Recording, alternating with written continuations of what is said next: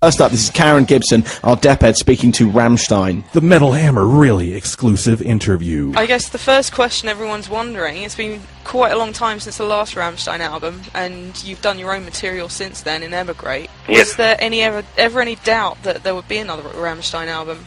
Yeah, there was a lot of doubts, like especially going through this process of dealing with the band again, which was one of the most difficult things for me to go back, after especially going through, my own things and, dealing with my own little project and just forgetting about the pain and suffering that we always go through when we do something, and because Emigrate was such a different experience, and then coming back to Rammstein, going back into the deep hole of pain and suffering and frustration and feeling miserable and all those kind of feelings.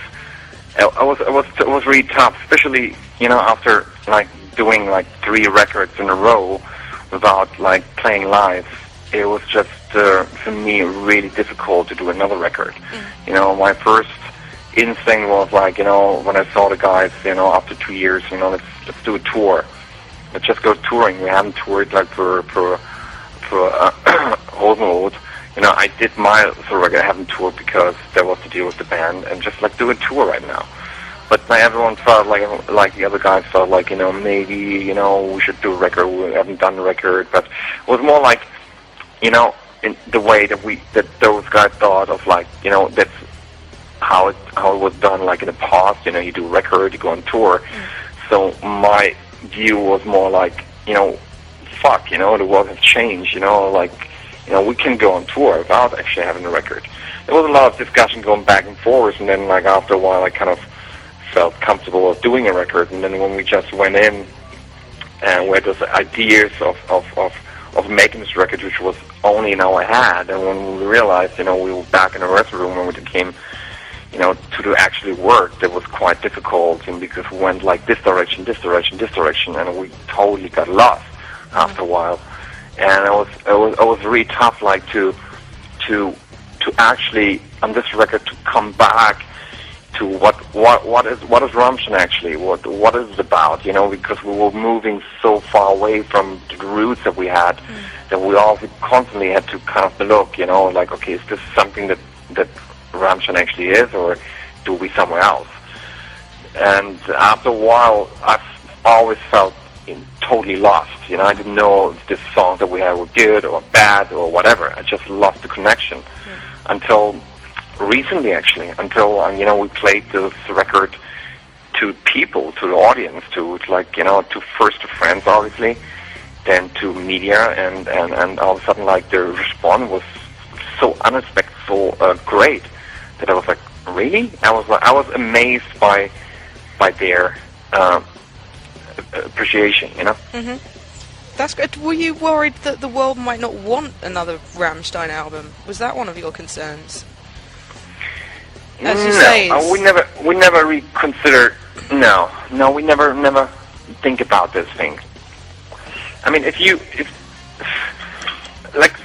this thoughts I had, does the world need another Richard? That was something I did when I did my Emigrate record. But with Rammstein, we always felt really secure about, we wouldn't give a shit about what the world expecting us. There was never the energy that we have with Rammstein. Rammstein does always has something really internal, introverted mostly, and more about how's the situation in the band, how we get along, how we can write, how is their chemistry, and those kind of things, getting in touch with our own darkness and our own demons that we have, and all those things, our egos. I always describe Rammstein as the lifetime therapy that you have to go through, because you deal with all those different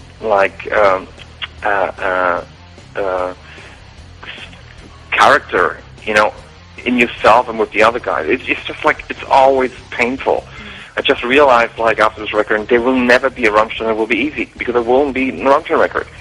Rammstein goes through this painful process, and that's the way it is. And and everyone has to kind of accept it, because that's the way that we deal things. And as older you get, as more time you need between those working situation off, you know. And for me, it's really necessary that I move away, you know, to just recover.